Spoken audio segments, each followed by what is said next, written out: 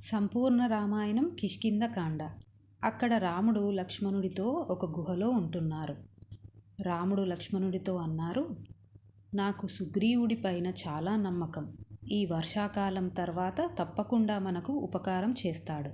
అక్కడ హనుమ వర్షాకాలం అయిపోయినా ఇంకా సుగ్రీవుడు తన భార్యలతోనే ఉన్నందున సుగ్రీవుడి దగ్గరికి వెళ్ళి ఇలా అన్నాడు, సుగ్రీవ, రామచంద్రమూర్తి అనుగ్రహం చేత రాజ్యాన్ని పొందావు. ఇప్పుడు నువ్వు నీ మిత్రుడికి ప్రత్యోపకారం చేయాలి. వర్షాకాలం అయిపోయినా నువ్వు ఇంకా ఇక్కడనే ఉన్నావు. రాముడు జ్ఞాపకం చేస్తే వేరోలా ఉంటుంది. అలా చేయకపోవడం రాముని యొక్క మంచితనం. రాముని భార్యని అపహరిస్తే నువ్వు ఆమెని కనిపెట్టడంలో సహాయం చేస్తావని ఆ గుహలోనే 4 నెలలుగా ఉంటున్నాడు. ఆ రాముడు చాలా ఓపికగా ఉన్నాడు. ఆ ఓపిక దాటకముందే నీ అంతట నీవే రామదర్శనం చేస్తే మంచిది. నువ్వు వానరులకి దశదిశలా సీతమ్మను వెతకమని చెప్పు. ఈ మాట నువ్వు చెబితే మర్యాదగా ఉంటుంది. రాముడు వచ్చి నా కార్యం ఎందుకు చేయలేదు అంటే ఆనాడు నువ్వు చేసిన మర్యాద ఉండదు. నువ్వు మాట తప్పిన వాడివి అవుతావు. ఆ పరిస్థితి తెచ్చుకోకు. నీ ఆజ్ఞ గురించి వానరులు సిద్ధంగా ఉన్నారు, కానీ నువ్వు కామంతో ఉన్నావు. నువ్వు ఇచ్చిన సమయం దాటిపోయింది. ఇది విన్న సుగ్రీవుడు వెంటనే నీలుడిని పిలిచి, ఎక్కడెక్కడ ఈ భూమండలంలో వానరములు భల్లూకాలు ఉన్నా వెంటనే రమ్మని చెప్పు అని మళ్ళీ తన భార్యల దగ్గరికి వెళ్ళాడు. అక్కడ రామచంద్రమూర్తి ఇచ్చిన సమయం అయిపోయి చాలా రోజులు అయింది అని లక్ష్మణుడిని పిలిచి, సమయం దాటిపోయినా సుగ్రీవుడు ఎందుకు ఇక్కడికి వచ్చి నాతో మాట్లాడలేదో, ఎందుకు ఏ ప్రయత్నం చేయడం లేదో తెలుసా? ప్రియమైన భార్యని పోగొట్టుకున్నవాడిని కదా, రాజ్యం లేదు కదా, అరణ్యం పట్టాను. ఇవాళ నాకు ఏమి ఉంది లక్ష్మణ? ఒక దీనుడిలా ఇక్కడ ఉన్నా కదా, అందుకని సుగ్రీవుడు నాపై కృప చేయలేదు. నన్ను ఇంత చిన్నచూపు చూస్తున్నాడు అని బాధపడి తర్వాత కోపంతో నేను యుద్ధభూమిలో ఎలా ఉంటానో సుగ్రీవుడు మర్చిపోయినట్టు ఉన్నాడు. నువ్వు సుగ్రీవుడి దగ్గరికి వెళ్ళి మా అన్నయ్యకి కోపం వచ్చి కోదండం పట్టుకుంటే ఆయన రూపం ఎలా ఉంటుందో చూడాలనుకుంటున్నావా అని నేను చెప్పాను అని చెప్పు. వాలి ఏ దారిలో వెళ్ళాడో ఆ దారి మూసుకోలేదు అని చెప్పు. ఇచ్చిన మాట నిలబెట్టుకోమని చెప్పు. లక్ష్మణుడు అన్నారు, వాడు నీ దయ వల్ల రాజ్యం పొందాడు. ఇవన్నీ ఎందుకు? నేను వెళ్ళి సుగ్రీవుడిని చంపేస్తా. నేను ఇంకా నా కోపాన్ని ఆపుకోలేను. అన్నయ్య, నువ్వు ఇంత బాధపడుతున్నావు. రాముడు వెంటనే అన్నారు, లక్ష్మణ, అంత కోపం వద్దు. మనం ఇదివరకు సుగ్రీవుడితో చేసుకున్న స్నేహం జ్ఞాపకం పెట్టుకొని ఎక్కడ దారి తప్పాడో అక్కడ నుంచి మంచి మార్గంలోకి మళ్లించు. ఇది విన్న లక్ష్మణుడు శాంతించక అలా కోపంతో సుగ్రీవుడు ఉన్న గృహం ముందు నిలబడ్డాడు. లోపల నుంచి ఆడవానరుల శబ్దాలు వినిపించి లోపలికి వెళ్ళలేక బయట తన కోదండం యొక్క నారతో శబ్దం చేశాడు. ఈ శబ్దం విన్న సుగ్రీవుడు తను తాగిన మద్యం మత్తు దిగిపోయి తనతో పాటు ఉన్న భార్యలందరినీ పక్కకి నెట్టి ఒక్కసారిగా ఎగిరి కూర్చున్నాడు. ఇప్పుడు ఏం చేయాలి అని తారని పిలిచి, లక్ష్మణుడితో మాట్లాడగలిగిన దానివి నువ్వు ఒక్కతివే. ఎలాగోలా నువ్వు బయటికి వెళ్ళి మాట్లాడు. తార వంటిపై బట్ట కూడా సరిగా లేక మద్యం బాగా తాగడం వలన తూలుతూ లక్ష్మణుడి దగ్గరికి వెళ్ళింది. ఎప్పుడైతే తన స్నేహితుడి భార్య అలా వచ్చిందో లక్ష్మణుడి మనసులో ఎలాంటి భావన లేకుండా ఒక స్త్రీ వచ్చిందని తన కోపం తగ్గించి భూమి వంక చూస్తున్నాడు. తార అంది, లక్ష్మణ, ఎందుకంత కోపంగా ఉన్నావు? ఎవరు నీలాంటి శూరుడికి కోపం తెప్పించింది? లక్ష్మణుడు అన్నారు, ఏమమ్మా, నీ భర్త ఏం చేశాడో నీకు తెలీదా? మిత్రుడికి ఇచ్చిన మాట తప్పాడు. సమయం దాటిపోయింది. రాజన్నవాడికి కేవలం కామమే ఉంటుందా? ఏది ఒక్కసారైన సింహాసనం పైన కూర్చున్నాడా? ఇది దోషం కాదా? నీ భర్త ప్రతిరోజు మద్యపానం చేస్తున్నాడు. అందుకని తన బుద్ధి క్షీణించింది. అందుకే నేను రావాల్సి వచ్చింది. తార అంది, లక్ష్మణ, ఎవరో బయట వాళ్ళు ఇలాంటి పని చేస్తే కోపగించొచ్చు, భయపెట్టొచ్చు, చంపొచ్చు. కానీ నీ అన్నతో సమానమైన సుగ్రీవుడు పాడైపోతున్నాడు. కోపగించుకోకుండా నీ గుణముల చేత క్షమించు.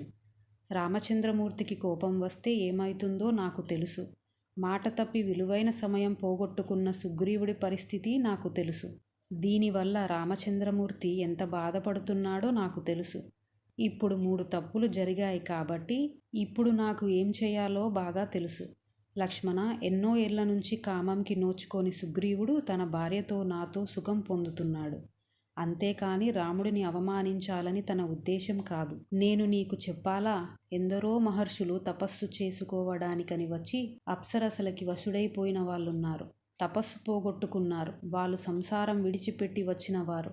మా ఆయన వానరుడు. అనుకోని రీతిలో కొన్ని రోజులు దాటింది. ఈ మాత్రం దానికి ఇంత కోపమా అని అంతఃపురంలోకి రమ్మని తీసుకెళ్ళింది.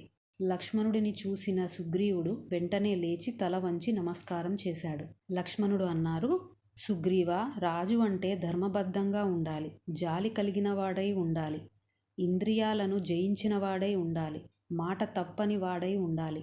నిన్ను నీ వినయం చూసి రాముడు నాకు మంచి స్నేహితుడు దొరికాడని సంతోషపడ్డాడు. కానీ నువ్వు కప్పలా అరిచే పామువి అని తెలుసుకోలేకపోయాడు. వాలిని పంపించిన మార్గం ఇంకా మూసుకోలేదు. నా అన్నకి కలిగిన కష్టానికి నిన్ను చంపాలన్నంత కోపం వస్తుంది. కానీ నా అన్న నువ్వు చేసిన తప్పుని గుర్తు చేయమన్నాడు. సుగ్రీవుడి చుట్టూ తన భార్యలు భయంతో నిలబడిపోయారు. తను మాత్రం ఏమీ మాట్లాడకుండా లక్ష్మణుడికి నమస్కారం పెట్టి తల వంచి నిలబడ్డాడు. తార అంది, లక్ష్మణ, నువ్వు ధర్మం తెలిసిన వాడివి. సుగ్రీవుడికి చేసిన ఉపకారం మర్చిపోలేదు. అపకారం చెయ్యాలనుకునేవాడు కాదు. ఈయన దోషం కామంతో ఉండిపోవడం. ఇలా నువ్వు చంపేస్తావంటున్నావు. మందలించాలి కానీ ఇది న్యాయమా? విశ్వామిత్ర మహర్షి లాంటి వాళ్ళే 10 సంవత్సరాలు కాలం తెలియకుండా కామంతో గడిపారు. సుగ్రీవుడు తన భార్య యందు కామంతో ఉండి కాలం మర్చిపోతే చంపేస్తావా? లక్ష్మణ, విను. ఏ రామకార్యం కొరకు సుగ్రీవుడు ఆలస్యం చేశాడో ఆ రామకార్యం కొరకు కావలసి వస్తే భార్యలమైన మమ్మల్ని, ఈ రాజ్యాన్ని వదిలేస్తాడు. ఆ రావణాసురుడి దగ్గర కొన్ని కోట్ల రాక్షసులు ఉన్నారు. అందుకని మన దగ్గర కూడా కొన్ని కోట్ల మంది సైన్యం కావాలి. అందుకే వానర సైన్యం కోసం కబురు పెట్టాడు.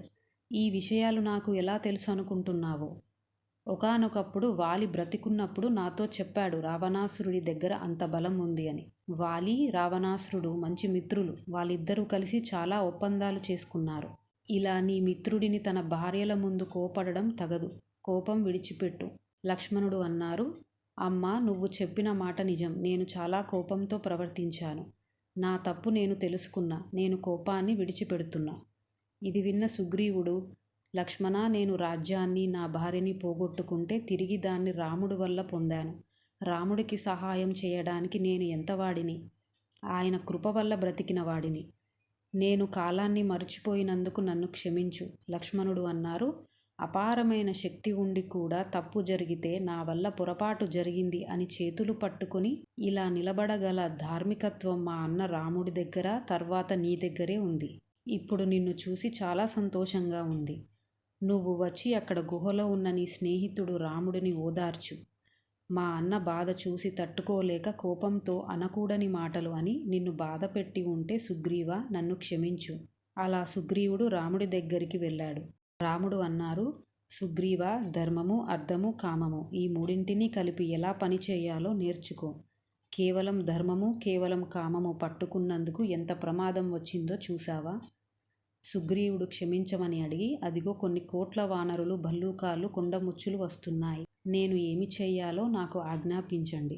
రాముడు అన్నారు, సీత ఎక్కడ ఉందో తెలుసుకోవడానికి అన్ని దిక్కులా పంపించు వానరులని.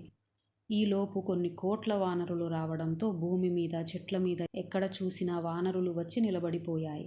రాముడు అన్ని రకముల వానరములను, భల్లూకాలను, కొన్ని కోట్ల సైన్యాన్ని చూసి సంతోషించారు. సుగ్రీవుడు వినతుడు అనే వానరంకి 1,00,000 వానరులని తీసుకుని తూర్పు దిక్కు వెళ్ళమన్నాడు. దక్షిణ దిక్కుకి నీరుడు, హనుమంతుడు, జాంబవంతుడు ఇలా కొన్ని లక్షల మంది వానరులను ఇచ్చి నాయకుడిగా అంగదుడిని వెళ్ళమన్నారు. అలానే మీరు దక్షిణ దిక్కు చివరి వెళితే సముద్రం కనిపిస్తుంది. అది దాటాక ఒక ద్వీపంలో లంకాపట్టణం ఉంటుంది. దాన్ని రావణాసురుడు పరిపాలిస్తున్నాడు. మీరు అక్కడికి వెళ్ళి చాలా జాగ్రత్తగా అణువణువు వెతకాలి. అక్కడ లేకపోతే దాన్ని దాటి ఇంకొన్ని ద్వీపాలు ఉన్నాయి, అవన్నీ వెతకాలి. తర్వాత సుషేణుడు తార యొక్క తండ్రికి నమస్కరించి కొన్ని లక్షల వానరాలను పశ్చిమ దిక్కుకు వెళ్ళి వెతకమన్నారు. తర్వాత శతబలి అనే వానరుడికి 1,00,000 వానరాలు ఇచ్చి ఉత్తర దిక్కుకి వెళ్ళమన్నారు. మీరందరికీ 1 రోజులు సమయం మాత్రమే ఇస్తున్నా అని హనుమని పిలిచి, హనుమ, నీకున్నటువంటి పరాక్రమమును, తేజస్సు, బుద్ధి ఈ భూమండలంలో ఏ ప్రాణికి లేదు. దేన్నైనా దాటేస్తావు, ఎక్కడికైనా వెళ్ళిపోతావు. నీకు గొప్ప గమనశక్తి ఉంది. హనుమ, నేను నీయందే నమ్మకం పెట్టుకున్నాను. ఎలాగైనా సీతమ్మ జాడ నువ్వు కనిపెట్టాలయ్యా. ఇది విన్న రాముడు హనుమని పిలిచి, ఇన్ని నెలలుగా ఆ రాక్షసుల మధ్య ఉన్నందున నిన్ను చూసి వానర రూపంలో వచ్చిన రాక్షసుడు అనుకుంటుందేమో సీత. అందుకని నా గుర్తుగా ఈ ఉంగరం తీసుకెళ్లి సీత కనిపించినప్పుడు చూపించు. హనుమ ఆ ఉంగరం తీసుకుని తన తలపై పెట్టుకుని రాముడికి సాష్టాంగ నమస్కారం చేసి రాముని పాదాలని తన కళ్ళకి హత్తుకున్నారు. అందరూ చాలా సంతోషంగా ఉత్సాహంగా బయలుదేరారు. ఇది చూసి రాముడు చాలా సంతోషించారు. నెల రోజులు పూర్తయింది. తూర్పు, పశ్చిమ, ఉత్తర దిక్కులకు వెళ్ళిన వానరులు అణువణువు వెతికి తిరిగి వచ్చారు. సీతమ్మ జాడ తెలియలేదు అని చెప్పారు. సుగ్రీవుడు దక్షిణ దిక్కుకి హనుమ వెళ్ళారు కనుక ఖచ్చితంగా సీతమ్మ జాడ కనిపెట్టి తెస్తారు అని నమ్మకంతో ఉన్నారు. అక్కడ దక్షిణ దిక్కుకి వెళ్ళిన వాళ్ళు ప్రతి అణువణువు వెతుకుతున్నారు. ఒకచోట చెట్లు, నీరు, ప్రాణులు లేక అంతా ఖాళీగా ఉంది. చాలా దూరం వెళ్ళారు. తాగడానికి నీరు, తినడానికి తిండి దొరకలేదు. అలా అందరూ నీరసించిపోతున్న సమయంలో ఒక గుహ కనబడింది. దాని ద్వారం చెట్లతో కప్పబడింది. అక్కడ తప్పకుండా నీళ్లు ఉంటాయని వెళ్ళారు. దారి పొడవునా చీకటి. కొంచెం దూరం తర్వాత ఆశ్చర్యంగా ఒక కొత్త లోకం ఉన్నట్టు బంగారంతో చేసిన భవనాలు, చెరువులు, చెట్లు, పండ్లతో ఒక కొత్త ప్రపంచం ఉంది. అక్కడ ఒక చెట్టు కింద తాపసిలా ఒక స్త్రీ కూర్చుని ఉంది. ఆమె దగ్గరికి వెళ్ళి హనుమ అడిగారు, ఈ ప్రదేశం ఏమిటి? ఇంత అద్భుతంగా ఎలా ఉంది? ఆమె చెప్పింది, పూర్వం దానవరాజు దగ్గర మయుడు అనే శిల్పి ఉండేవాడు. బ్రహ్మగారికి తపస్సు చేయడం వలన ఆయనకి గొప్ప మాయాశక్తులు ఉన్నాయి. ఆయన శక్తితో ఈ ప్రాంతాన్ని నిర్మించాడు. అలానే శుక్రాచార్యులు యొక్క సంపద అంతా ఈయనకి ఇచ్చారు. ఇలా శక్తులు, సంపద ఉండడం వలన తనకు ఒక స్త్రీ కావాలి అని కోరిక కలిగింది. హేమ అనే అప్సరస కావాలనుకున్నారు. ఈ విషయం తెలిసిన ఇంద్రుడు కోపంతో తన వజ్రాయుధంతో మయుడిని సంహరించాడు. ఆ తర్వాత బ్రహ్మగారు ఈ ప్రాంతాన్ని హేమకి ఇచ్చారు. హేమ ఈ ప్రాంతాన్ని రక్షించడానికి నన్ను నియమించింది. నా పేరు స్వయంప్రభ. నేను హేమ స్నేహితురాలిని. మీరందరూ దాహంతో, ఆకలితో ఉన్నారు. నీళ్లు, ఆహారం తీసుకుని మీరు ఎవరో చెప్పండి. కొద్దిసేపు తర్వాత హనుమ చెప్పారు, కోసల దేశం పరిపాలించే దశరథ మహారాజు గారి కొడుకు రామచంద్రమూర్తి, ఆయన తమ్ముడు లక్ష్మణుడు, ఆయన భార్య సీతమ్మతో 14 సంవత్సరాలు అరణ్యవాసం చేయడానికి వచ్చారు. రాముని యొక్క భార్య సీతమ్మని రావణాసురుడు అపహరించాడు. ఆమెని వెతుకుతూ మా రాజు అయిన సుగ్రీవుడితో స్నేహం చేసి సీతమ్మని వెతకడానికి అన్ని దిక్కులా వానరులని పంపితే మేము దక్షిణ దిక్కుకు వచ్చాం సీతమ్మని వెతుకుతూ. మీకు సీతమ్మ జాడ తెలిస్తే చెప్పండి. ఇది విన్న స్వయంప్రభ అంది, మిమ్మల్ని చూస్తే జాలి వేస్తుంది. ఈ ప్రదేశంలో కొన్ని నిమిషాలు, కొన్ని నెలలు అవుతుంది. ఇక్కడికి వచ్చిన ఏ ప్రాణి అయినా తిరిగి బయటకి వెళ్ళలేదు. కానీ నా తపశ్శక్తితో మీరందరినీ వెంటనే బయటకి పంపిస్తా అని బయటకి పంపించింది. బయటకి వచ్చిన వాళ్ళు 4 నెలలు గడిచిపోయింది అని తెలుసుకొని 1 నెలలో రమ్మన్నారు సీతమ్మని వెతికి. ఇప్పుడేం చేయాలని బాధపడుతున్నారు. అంగదుడు అన్నాడు, సుగ్రీవుడికి నేనంటే ఇష్టం లేదు. రాముడు చెప్పినందుకు నాకు యువరాజ పట్టాభిషేకం చేశాడు. ఇప్పుడు ఆలస్యం అయింది. సీతమ్మ జాడ కూడా కనిపెట్టలేదు. కాబట్టి మనందరినీ చంపడానికి సుగ్రీవుడికి మంచి వంక దొరికింది. అందుకని మనందరం ఇక్కడే ఇలా పడుకుందాం. ఏదో ఒక జంతువు వచ్చి మనల్ని తినేస్తుంది. హనుమ అన్నారు, సుగ్రీవుడు అధర్మం చేసేవాడు కాడు. మన ప్రభువు, ఆయనకి కూడా ఇష్టం కాబట్టే యువరాజ పట్టాభిషేకం చేశాడు. సుగ్రీవుడికి సంతానం లేదు. ఉన్నది నువ్వొక్కడివే. అందుకే నువ్వు రాజు అవ్వాలి. మనం తిరిగి వెళదాం. సుగ్రీవుడు నీకు ఎప్పుడూ అపాయం చేయడు. జరిగిన విషయం చెబుదాం. అంగదుడు ఒప్పుకోలేదు. ఆ సుగ్రీవుడు ఎలాంటివాడో నాకు తెలుసు. మా నాన్నని కావాలనే చంపించాడు రాజు అవ్వడానికి. నేనేమన్నా తన బిడ్డనా నన్ను ఏమీ చేయకుండా ఉండడానికి? నన్ను ఎప్పుడు చంపుదామా అని చూస్తున్నాడు. అందుకని నేను తిరిగి రాను. మీరందరూ వెళ్ళండి. ఇక్కడే చనిపోతా అని అక్కడే పడుకున్నాడు. హనుమ ఏమి చేయలేక అక్కడే కూర్చున్నాడు. అంగదుడు వచ్చిన వానరములు అలా పడుకుని వాళ్ళని తినడానికి ఏదైనా జంతువు వస్తుంది అని ఆలోపు ఇలా మాట్లాడుకుంటున్నారు. మనందరం హాయిగా కిష్కింధలో కొండపై కూర్చునే వాళ్ళం. ఎక్కడ కోసల దేశం, ఎక్కడ అయోధ్య, ఎక్కడ రాముడు? దశరథుని కైకేయి కోరిక అడగడమేమిటి? ఆయన వరాలు ఇవ్వడమేమిటి? ఈయన్ని అరణ్యానికి పంపడమేమిటి? లక్ష్మణుడు వెనకాల రావడమేమిటి? పతివ్రత ఈ సీతమ్మ రావడం ఏమిటి? మన కర్మ కాకపోతే సీతమ్మని ఆ రావణాసురుడు ఎత్తుకోపోవడం ఏమిటి? ఆ జటాయువు అడ్డుపడితే రావణాసురుడు చంపడం ఏమిటి? రాముడు సుగ్రీవుడితో స్నేహం చేసి వాలిని చంపడం ఏమిటి? వీళ్ళ స్నేహానికి అన్ని దిక్కులా వానరులను పంపడం ఏమిటి? మనం దక్షిణ దిక్కుకు రావడం ఏమిటి? స్వయం ప్రభ ఉన్న గుహలోకి దూరడం ఏమిటి? మన కర్మ మన చావుకి వచ్చింది ఇదంతా అని అంటుంటే కొండపై నుంచి పెద్ద కేక వినబడింది. అక్కడ పెద్ద ఆకారంతో ఒక పక్షి కూర్చుంది. దానికి రెక్కలు లేవు. ఈ వానరులని చూసి ఆనందపడింది, చాలా భోజనం దొరికిందని. కానీ ఈ రామకథలో తన సోదరుడు అయిన జటాయువుని రావణాసురుడు చంపాడని విని వానరులని పిలిచి విషయం తెలుసుకొని ఇలా అంది. నా పేరు సంపాతి, నా సోదరుడు జటాయువు. ఒకరోజు మేమిద్దరం ఒక పందెం వేసుకున్నాం, సూర్యుడి దగ్గర నుంచి వెళ్ళాలని. అలా మేము వెళుతుంటే నా తమ్ముడు జటాయువు నీరసించి పడిపోతుంటే నేను నా రెక్కలని అడ్డుపెట్టడం వలన నా రెక్కలు కాలిపోయి నేను ఇక్కడ పడిపోయా. నా తమ్ముడు ఎక్కడ పడిపోయాడో తెలీదు. మళ్ళీ ఇంతకాలానికి మీ నోటి నుండి నా తమ్ముడు మరణించాడు అని తెలిసి నాకు బాధ కలుగుతుంది. అంగదుడు అడిగాడు, సీతమ్మ జాడ నీకు తెలుసా? సీతమ్మని రావణాసురుడు ఎక్కడ పెట్టాడో నాకు తెలుసు. ఒకనాడు ఆకాశ మార్గంలో సీతమ్మని రావణాసురుడు ఈ 100 యోజనముల సముద్రం అవతల ఉన్న లంకాపట్టణంలోకి తీసుకెళ్లాడు. ఒక చెట్టు కింద రాక్షస స్త్రీల మధ్య ఏడుస్తూ ఉంది సీతమ్మ. ఇది నాకు ఎలా తెలుసు అంటే, మా జాతి వినతపుత్రులైన వైనతేయులది. మాకు 100 యోజనముల కంటే దూరంగా ఉండే విషయాన్ని కూడా ఇక్కడే కూర్చుని చూడగల గొప్ప దృష్టి శక్తి మా కంటికి ఉంది. అదిగో సీతమ్మ చెట్టు కింద దుఃఖిస్తూ ఉంది. మీలో ఎవరైనా సాహసించి ఈ సముద్రం దాటి వెళ్ళగలేవారు ఉంటే సీతమ్మ దర్శనం చేయవచ్చు. ఇలా చెప్పిన వెంటనే సంపాతికి రెక్కలు పుట్టాయి. అవి చూసుకుని సంతోషంతో ఆనంద బాష్పాలు కార్చి ఎగిరిపోయాడు. వానరులందరూ సముద్రం దగ్గరికి వెళ్ళారు. ఈ 100 యోజనముల సముద్రం దాటగలిగిన వారు ఎవరు అని అనుకుంటున్నారు.